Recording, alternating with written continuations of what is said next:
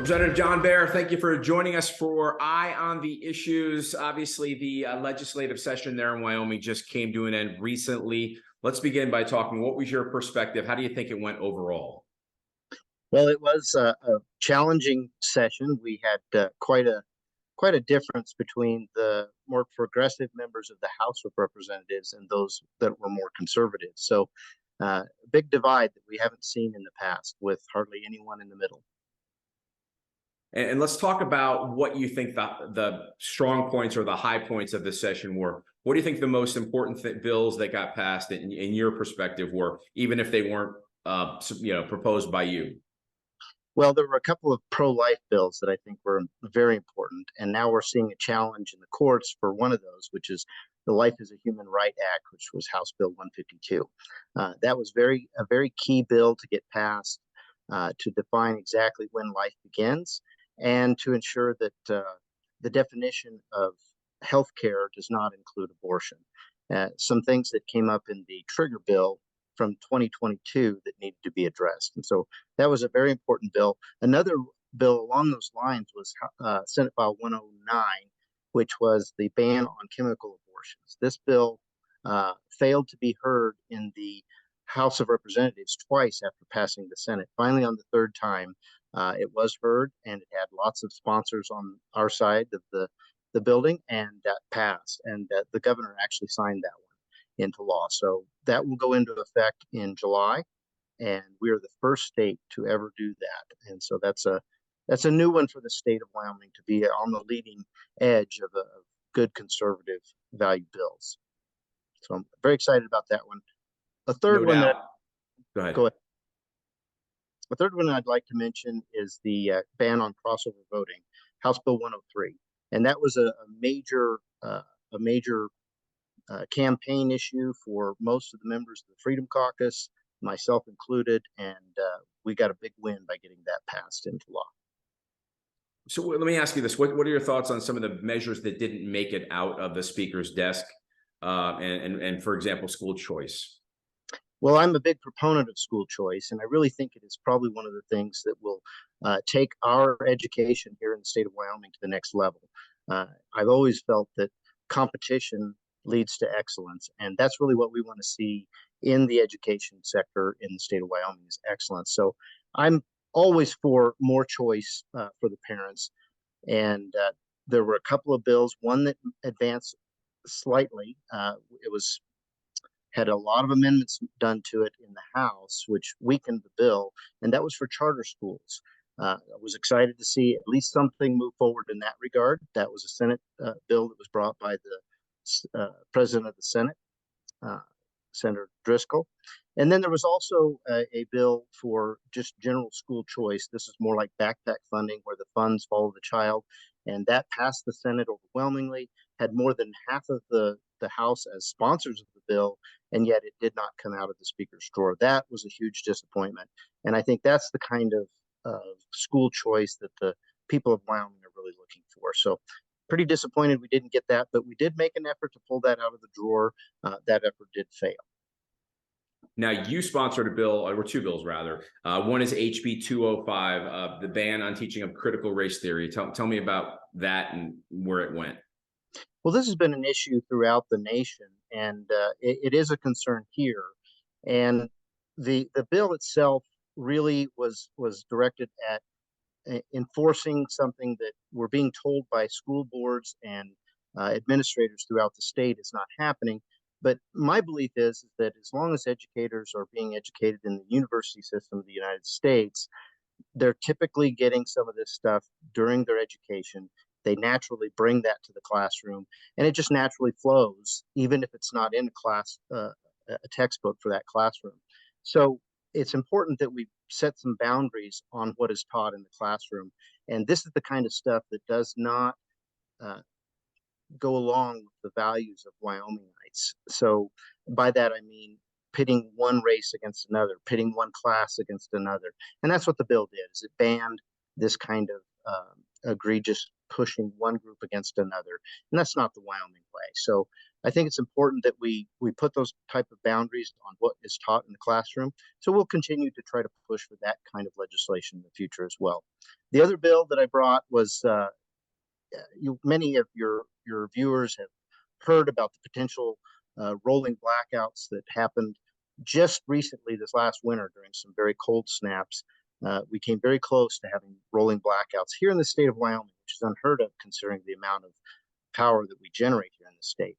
But it is a concern, and this bill was just beginning to address that concern by putting a board together of experts that would begin looking into the issue and begin hardening our grid, hardening our generation sources, and ensuring that that does not happen to the people of Wyoming. Okay. And let's backtrack a little bit. Your overall view of the session as a whole, since you've been a lawmaker since 21? That's correct. So I do believe that this was a good session as far as getting some very conservative bills passed. There were some things that I was disappointed in not passing, and then there were some things that did pass that I probably wouldn't laud as a great thing for the state of Wyoming, like things that begin to expand the size of our government and government's intrusion into our lives within our healthcare industry. So those are some things that happen. So good and bad. I think we're moving in the right direction. The red wave of 2022 is definitely being felt in the legislature. And if that continues, I think the people of Wyoming are going to be very pleased with what they see coming out of the legislature in the near future. Any topics, measures that we haven't talked about that you care deeply about that you would like to talk about right now?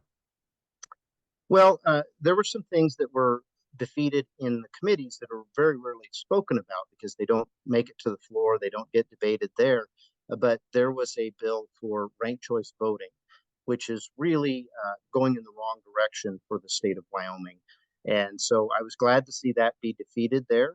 And I do believe that there were, just generally some good things that passed along the lines of um, election integrity. We have a new Secretary of State. He was very involved with pushing some of these election integrity bills. So was the Wyoming House Freedom Caucus, and I think we had some real wins there. Unfortunately, the governor did veto one of those bills that banned ballot harvesting, and so that was a disappointment to get that through both chambers and then have that be vetoed by the governor. Why do you think that was his take on ballot harvesting? Why was he not a supporter of banning that in the state?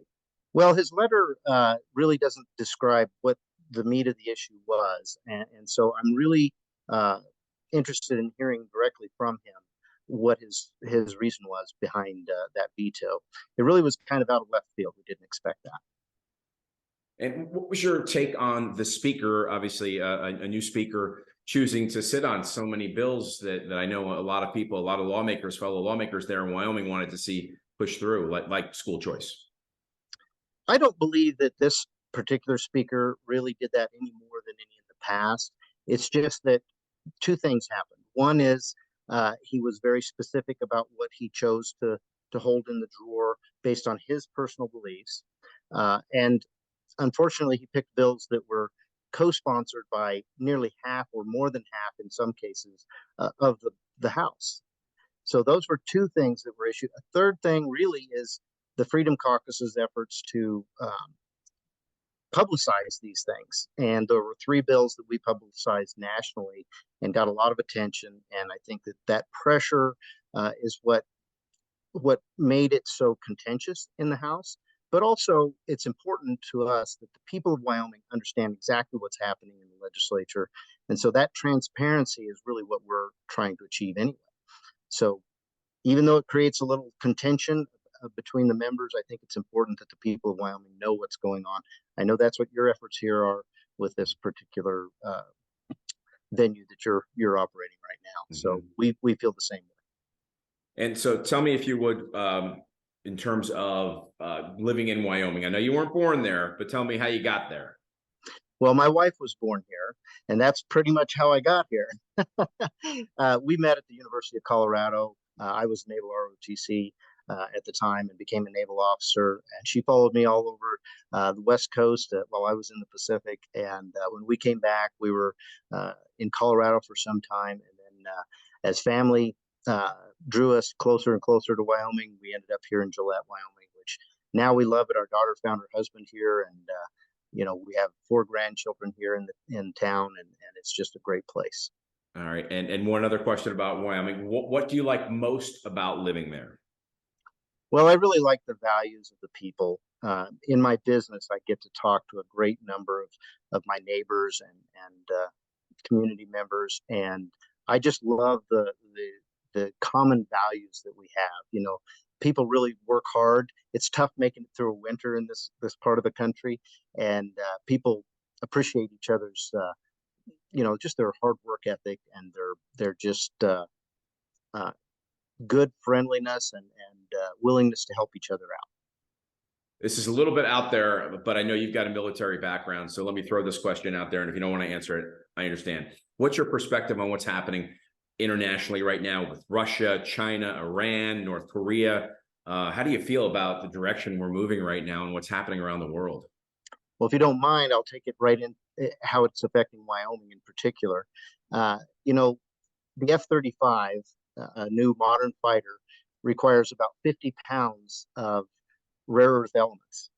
And we are completely dependent upon China for these rare earth elements. And this is just strategically and national defense wise a real blunder.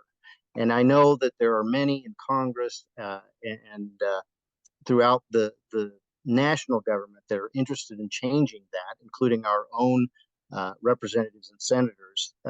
But we're way behind the power curve on this issue. And I do hope that the federal government sees fit to get the Environmental Protection Agency out of the way.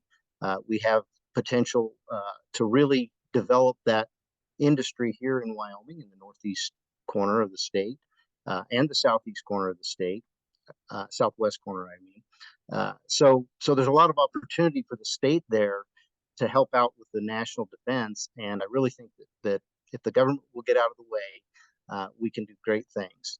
Unfortunately, I think that we've really spent far too long thinking that Russia's the greater threat, and China has really taken it to us. And it's time for us to step up and fight back on that. There were a couple of bills this session brought by Freedom Caucus members that had to do with keeping Chinese or other uh, foreign interests that were opposed to our values and our way of life from purchasing farmland here in the state of Wyoming. And I do believe you're going to see more efforts of that at the national level, but we need to continue doing that here and going further than we did this particular session. Is there anything you'd like to add that I have not asked you about? Well, there's a lot of things, but I think your listeners have gotten an earful just now. So we'll try to do that at another time. All right, John Bear, thank you for joining us for Eye on the Issues. Thank you.